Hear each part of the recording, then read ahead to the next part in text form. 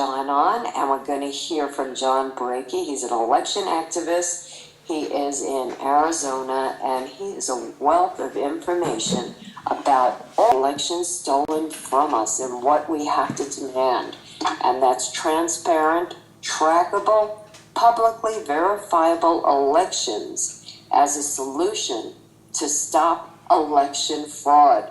So welcome, John. It's a pleasure to have you with us. Well, thank you for having me on. It's my pleasure.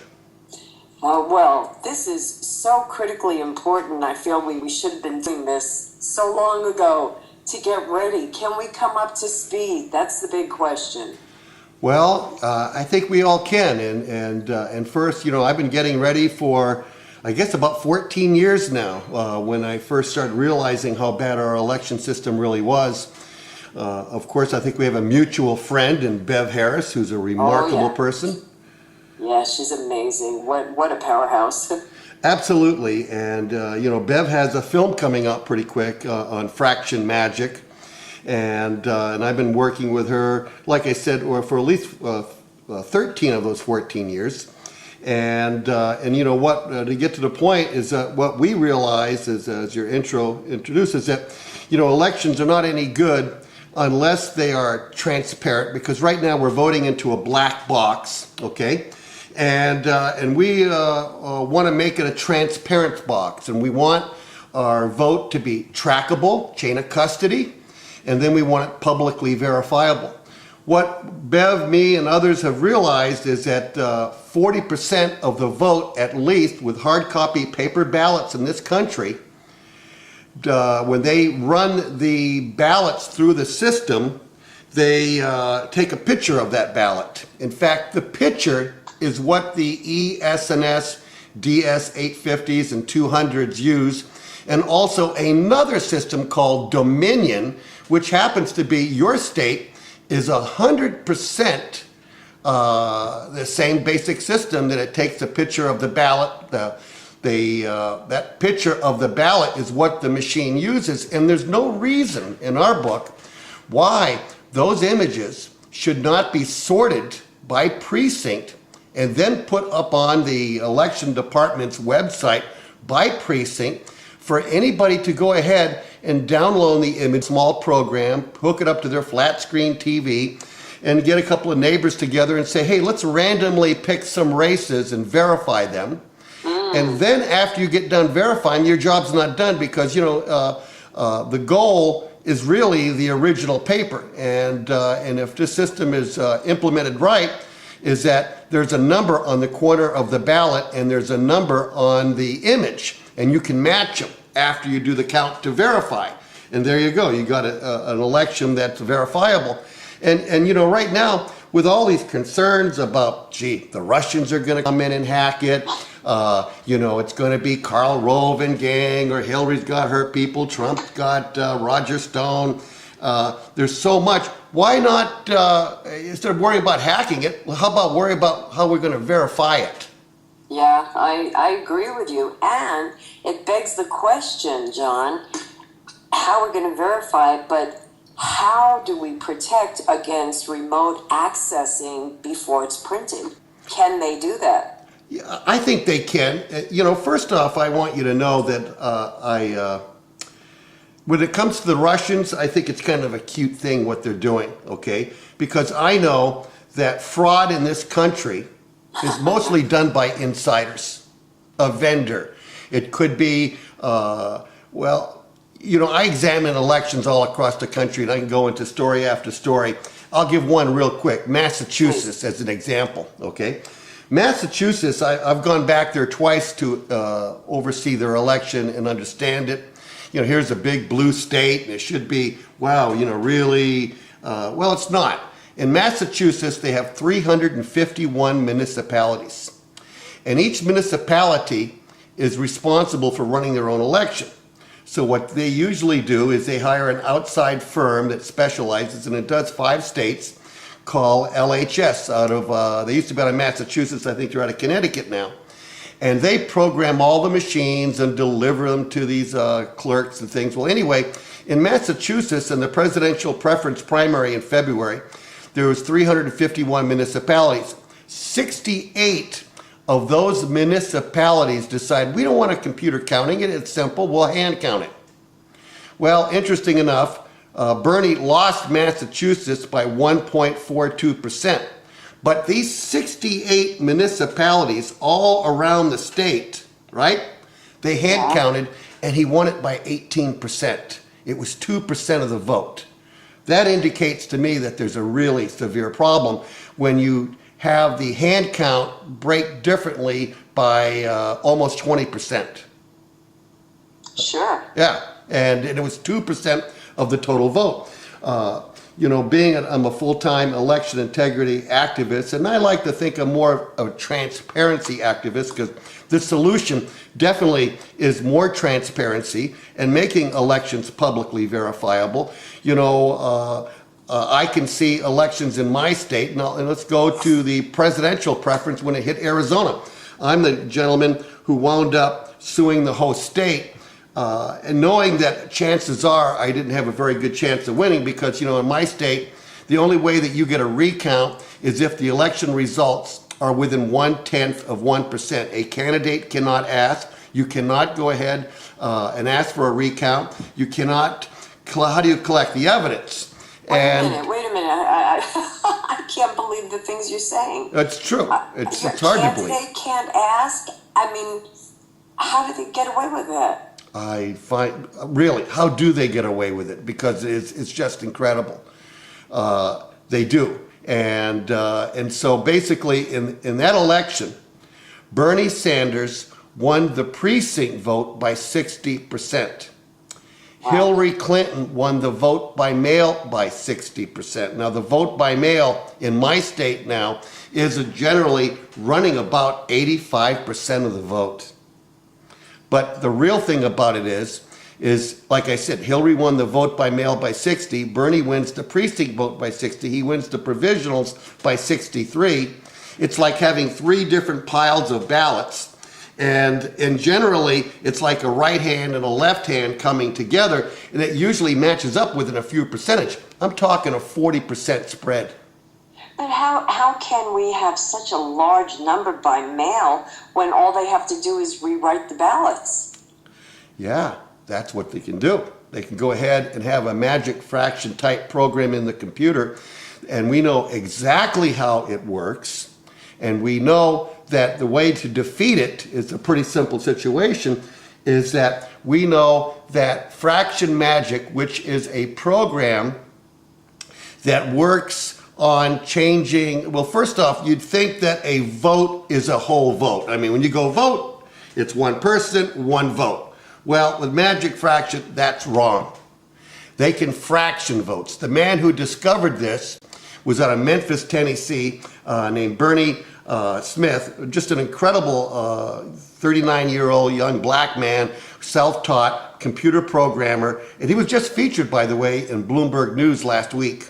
Even though their article, talks about his work, what he does, but they did not get it and use the F word, fraud. The mainstream media just won't. It's interesting with Bloomberg that they did several other stories about this hacker in Latin America, and they talk all about what he did and how he did it. It featured him, but here we go in our country. They interviewed him, and they never went into what fraction magic is, how it works. But they, at least, it wasn't a bad article because no news is bad news. I mean, but to know what we know and how the system works, and we know that, let's say, that with fraction magic, in the video that's coming out that Bev will be introducing pretty quick, is that you'll see where you can go into the program and it opens up in like an Excel sheet and you can pre-program every precinct and you would put in a percentage, but you don't put in 51, you would put in a 51.000956, or whatever, and that way you never have a rollover, and then you can change the votes right there in the computer. And then, let's say, for example, like in Arizona, we have a minor audit law, which we passed in 2006, and we do 1% of the vote by mail, and then we do 2% of the precinct vote, which is really kind of strange. And in Pima County, we do 4%, only because they had me falsely arrested when I caught them trying to cheat. And they shut me down, they arrested me. And that was back in 2010. I was completely cleared. I should have sued them, but I didn't, because I don't want people thinking that my motive is to, to bait them into something and to get me arrested before I can sue and make money. My work is all about making sure that my grandchildren have a future, and that we have a country that our voice really counts. Because, from the work that I've done over the last 12 years, I can clearly see that the system is rigged, and it's rigged differently in different states because they steal where they have impunity. And that's a big word, impunity. In my state, they're stealing in the vote by mail, because the vote by mail is where there is really no checking being done. Oh my gosh, it gives new meaning to the little old ladies in Coral Gables, the League of Women Voters, like Vote Scam Revealed with the Collier brothers, sitting there and changing the votes, rewriting them. So this is what the mail system seems like such a big setup for. It is, if you don't have safeguards set up. To me, I think that after all the years that I've been doing this, I can clearly see that we all need to vote one day. We all need to go ahead. In fact, that day should be a holiday. We should have young people who are paid to work as poll workers, and then we should have another crew come in to start counting afterwards. And vote by mail, I'd get rid of it in a heart's flash, because it's too vulnerable to cheating. It's not a secret ballot. I'm afraid that there's ballot harvesting going on. We had to pass laws in the state of Arizona to stop that. It's it's interesting that when I go into these court cases, which I've done about a dozen over the last dozen years, some of the rationales for why they do what they do is just insane. The newest one that we're fighting right now is they're saying, oh my goodness, if people get a hold of these ballot images, this is incredible, that they will be able to sell their vote, and that they could put a stray mark on the ballot, and then when they get the images, to see, I voted the way you want it, pay me the money. Well, I call that vote by mail, because if I was to do something like that, and I was an evil doer, I would say, hey, just sign your envelope and give me the ballot and the envelope, and I'll fill it out and mail it for you. And here's your $50. Which is craziness, because there's no reason why these things are not a public record. They're a public record because when they run them through the computer, they don't count the ballot, they count the ballot image. Gotcha. So, but there's no showing line of custody. If people took a picture of their ballot before mailing it in, it could still be questioned. So, yeah, right, we got to get rid of it. Yeah, and I'd say this, is that it's that's called a ballot selfie, and in my state, it's legal. You can do that. Okay, well, let's hold on to that, because I know everybody's scratching their heads and thinking, what are we going to do? We're running out of time, guys. Hang in there. And this is something big that you've got to share, because we're only going to fix this if we work at it together. Hang in for more of Event Horizons. And we are back, my friends. I'm your anchor and producer, Dr. Robin Falkov, and this is Event Horizons. With me is John Brakey. He is an election activist. We are just, oh my gosh, learning a lot, but knowledge is wonderful. It's power, but it's got to be shared. We've got to bring this hope to others that by acting together, we can maintain control and we can clean this up and be able to verify. Wow. What a concept, right, John? Absolutely. And New Mexico is a good state that looks like everybody should be able to verify, because it does appear that you guys also have ballot images all through your state. Because after I talked to you last Friday, I went to the New Mexico site through verified voting, and I was quite surprised to see that you have a good voting system, which I think Governor Richardson back in 2006, I had the opportunity to meet him in Arizona, it was in 2006, because he introduced me and gave me an award for being a runner-up for Democrat of the Year that year for the work that we were doing in election integrity. And then he went back to your state and he made it mandatory that all votes cast in your state had to have a paper ballot, because in 2004 in the New Mexico election, you guys had some strange anomalies in that election. Very strange. Okay. You had a terrible amount of undervotes for president, especially in the Native American and other minority areas, meaning that people would go and vote, and I think the undervote there for president was like 34% or something. I forget the exact number. And when you don't got paper, it's a lot easier to steal with impunity. Yeah, I can imagine. I'm just recovering from the write-in ballot theft. That seems, a given. So, Yes. a whole lot of crazy. So, where we are at, so you say this is a good situation here. How do we make sure it stays a good situation? What do we have to do? Simply, the first thing that people should do is to get a hold of their county elections department, file a records request, okay? And in the records request, you want to go ahead and ask for several things. But the big thing that you want to ask for is that you want to file a records request and tell them that you want access to the ballot images, okay? And when they say, gee, no, we don't have them anymore because we destroyed them, well, that isn't a good alarm to run up the bell, and because what they're doing is magic fraction just changes numbers, but it's impossible for it to change the ballot image. And so if they say, gee, we don't have them because we destroyed them, and then they'll say, because we have the original ballots, and that's why we did it, that's a good inclination that they are, something has gone awry or missing, because it's against the federal law to destroy any of the accounting process in counting your vote. And these ballot images is what the machine uses to count. It does not count the ballot. It counts the image of that ballot. And that is a public record. Now, how can we just demand it? Because it's a public record, they have to make it available to any, citizen of the state that asks for it?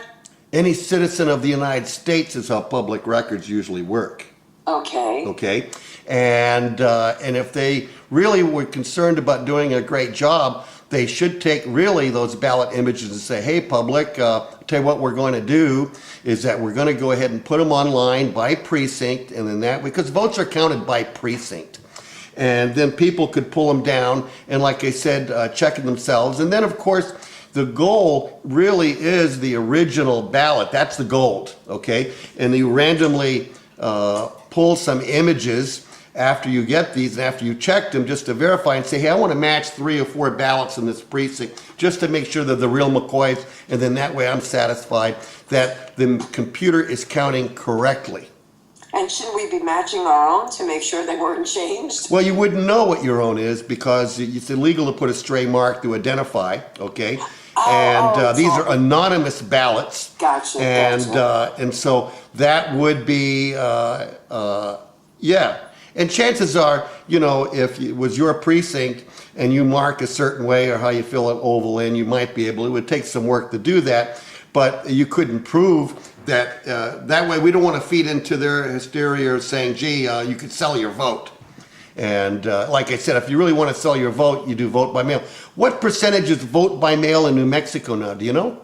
I haven't got the slightest idea. I'm coming up to speed. I was blown away when Bev was on a couple of months ago about fractional voting to Yes. hear how they do that. And then with what you're sharing, oh my gosh. Yeah.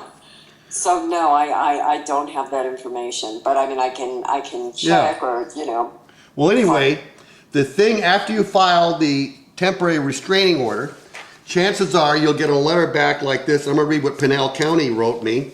And the Pinal County Election Department is not required and therefore does not store electronic copies of the ballot images.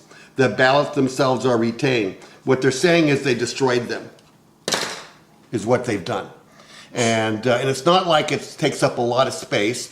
It's not like the law says that you must hold on a federal election all material. Now they hold the envelopes that they get mailed in. They save everything except for the ballot images. And what's really incredible about this, Robin, is that when you think about it, if the county recorder who does, let's say, taxes was to be able to say, gee, I'm not required to back up my work and how I prove that your taxes are this high, I don't keep backups.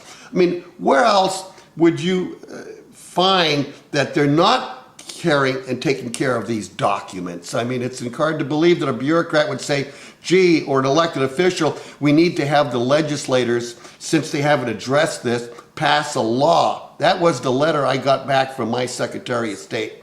And then she said that there was 11 counties in my state that have ballot images. And I was very surprised because I only thought there was 5 or 6. And then just recently, verified voting, which people can go and see exactly who they're contacting in their county, in their state. If you go to verifiedvoting.org, and then you go ahead and click on the verifier, then you can pull up any state in the United States, go to any county and see exactly what the equipment is, because verified voting looks like they have just updated their system completely. And that's where I found those 11 counties in my state that I know exactly what counties are doing this, and that we're working with people in various counties to go ahead and start a rebellion, to go ahead and get these images. Because the next step, the minute they tell you, gee, we're destroying these things, then what you do, and it's not very expensive to do this, you get with a lawyer and you file a temporary restraining order. And this is important because at that point, this tells the judge will order them, you do not destroy these images, and you hold them. Now, when you do that, what have you done? You took away their impunity to steal. They're afraid that you're going to get these images, and then they will not use fraction magic, in my opinion, because the people who steal are very few. I mean, most election departments, I want to people to know, are filled with really good people who are trained to do certain things a certain way. And one thing they never do is verify their work, because that's what the system basically sets up to do. And you go through the motions and you do things. The people who do, it's really probably a vendor, a programmer. In my state, I identified a couple of years ago one guy who was programming at one point in time 12 to 13 out of the 15 counties. He was doing about $2 million per election cycle. Okay, he was supplying ballots too with that, and he was loading the databases to these counties through telephone phone modems, the same modems that received the results. Basically, he could have been a kingpin. He could have been a guy who could have loaded fraction magic programs. He could have done a lot of things. And what was interesting is, why was he hidden in the system? Why did it take so many years for me to identify him? That was a part that really blew my mind, is to find this person. His name was William E. Doyle, and it's quite shocking to know that this was going on, and nobody knew. But we look at the situation with George W. Bush having the owner of Diebold assuring him, don't worry, you've got the vote. Yeah, exactly. How do we work around something like that when the fix is in with the machines from the get-go? Yes, no, that is, and that's why getting these ballot images takes away their impunity to steal by making them what I call paranoid. And paranoia is a good thing to have. To have that on your shoulder saying, no, you can't do that. You might get caught. And these people don't pay me enough to lie and cheat and go to jail. And, I remember on the 2012 election when Karl Rove was on Fox TV, I don't know if you remember that or not, and he was freaking out and saying, hey, I know Ohio. Well, several days before that, a good friend of mine named Mickey Donahoe, working with Cliff Arbach in Ohio and Bob Fitrakis, Mickey was retired from NSA. He worked there for 37 years. He was a cryptologist and one of 50 in the country with a master's in what he does. And he testified and explained, and we think that because of Cliff and because of Mickey and because of other people in Ohio, that the people who were supposed to pull the trigger got paranoid and didn't pull. Because they knew that the FBI was looking, supposedly. NSA guy testified, and he explained how the system works with the hack. And so from there, I started testing my theory that it's easier to prevent a stolen election than to catch one afterwards. And what I mean by that is that I spent 8 years in one court case on a $2 billion heist that happened in Pima County. Oh my God. 8 years. 8 years in court. We went What through. a system. Yeah, wicked. And but then because of what happened in 2012 with Mickey, what he did with Bob and them in Ohio, and Ohio, of course, in 2004, that was and 2000 it was a heck of a heist that was pulled there, and probably a lot of your listeners, probably know something about it because of the work there, but. I took that down to Nogales, or really to a small school election, and I said, I'm going to try to do election integrity different. I'm going to approach it from the front end, and I'm going to go ahead and take away their impunity because I know what records to ask for. I know how the logic and accuracy test works. And by the way, that's a test they do on the front end to show people, oh, gee, our machine adds up really good. As Mickey Donahoe would say, a logic and accuracy test tells you right now that the system is working properly today. And how verifiable is it? Oh, just at the moment. At the moment, because it's a program. These computers, their capacity, you can program when do you want the hack to come in, when it's going to go into act, and you can say don't do nothing until a certain time. There are so many ways, like for example, at a precinct vote, is that if the poll tapes are going to go ahead and be used and posted up on the wall, and I imagine New Mexico does it that way, I would hope. Arizona, we don't. We do not post the poll tapes, okay? And every state is different. But so in my state, it would be very easy on the old D-bolt system. What they would do, and that's how they did the RTA, is that back in those days, 80% of the vote was at the precinct back in 2006 when that election happened, that they pre-programmed the memory cards, just like in the movie Hacking Democracy. Did you ever see that movie? No, I haven't seen that. And not yet. Yeah, it was on HBO. It was in 2006 or 7 or 6 it came out. And what they did is to take the memory card, in the morning it has to print a 0 tape.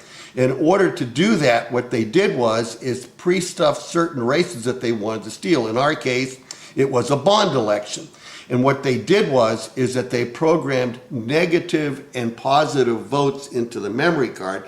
That way in the morning it would produce a 0 tape. And then during the day it would be switching votes over. That's how they did it. And we know they did it because the guy confessed to it. To another guy, and we got an affidavit, and then we showed exactly how it was done. We found out in that election that the county manager, Chuck Huckleberry, paid $75,000 to a key person in his staff to analyze the previous 4 bond elections that failed, okay, and they rigged it. And that was something that we did for 8 years chasing. It taught me a lot, and it taught me enough that the legal actions that I do with people and lawyers are special actions like temporary restraining orders and forcing them not to destroy. And then if they still don't want to give the ballot images, then you file a records request lawsuit and make it into a mandamus act. And a mandamus is, Your Honor, these people are not following the law. Could you direct them to follow the law? Of course, always thinking to keep these cases very simple, to get in and out. And if you win that case and you win the other, by the way, you get all your cost and legal fees back. Oh, that's encouraging. And if you don't, then you If you don't, well, then your lawyer and you have to have an agreement. And undoubtedly, a good lawyer will look at this and say, hey, this is a simple case. It's in and out. If you cover all legal cost and maybe a little bit of my time, and then if I win, then the court will wind up paying you back and then paying the rest of my attorney fees. Which the last one I did like that, my attorney walked away with $38,000, and that was in Nogales, Arizona, Santa Cruz County. That's what they had to pay, was $38,000. Wow. I prevailed. And it was a good victory, and it taught me that there is a different way to skin the cat. And so basically, we had a good election there. And I find that when we implement this kind of a process, it's kind of interesting how the results come out. Yeah, I mean, that is wonderful to understand the process, know what to ask, and how to protect how we get the information that verifies. Exactly. Yeah, I mean, that's a great goal, but to novices like myself and so many others, there's so many other things that I could imagine them bringing up, since I don't know, to derail the conversation. Yeah, it is quite challenging. It really is. There's so much lacking that we need education about, even in schools, about the process, about how everybody can get involved and hold them accountable. Totally. And citizenship. Yeah. I teach the 7 C's. And, the 7 C's is character, capacity, credibility, civility, country, citizenship. But the most important C at the end is courage. Okay, to stand up and say, gee, with civility is that I need these documents and I'm sorry. As Ronald Reagan would say, trust but verify. And I've learned that no verify, no trust. I agree with you. Gosh, it's a lot of information, and we're going to need reminders. Will we be able to get you back on the show? Oh, absolutely. I'd be glad to. And Okay, yeah, because it's, it is so close, and I can find out which different political groups can be talked with, because obviously we've got to talk to everybody, because it's got to be fair on all sides. Absolutely. And you got me all choked up here because this is so monumental. Yeah. It's just quite a big one. So I have the websites that you shared, and I did share the verified voting site. Good. And you were saying we can go there and look at the top where it says verifier. Yeah. Okay, exactly. And we can use that tool to see what is in place. And your equipment, and it will go into detail. You'll see how your equipment works. There'll be videos there that you'll start understanding the process, how it works, and then from there you can go into detail and learn, because knowledge is power. And another point that you brought up, which I totally agree with, what we do is not about the right or left. It's about right, wrong, greed, and corruption that we fight. We all can agree. Yeah, definitely. And that's the bottom line. And a lot more people are recognizing that we have that same basic goal. I'm looking at the map here with Verifier, and I see 3 states that are all mail-in. I mean, this is scary. Yes. Gosh. Can we get you back next week? Absolutely. Yes. Okay. Anything we can do to get the word out. We need follow-up, and I'm asking the audience to review all the information and educate themselves, and hopefully they will be able to contact us. They can call in and let us know what they're doing in their communities, because this has to spread. It really does, and me and my lawyer, Bill Reisner, who is really my mentor. He's been an attorney for, I guess, almost 50 years now. He started real young, he says, okay.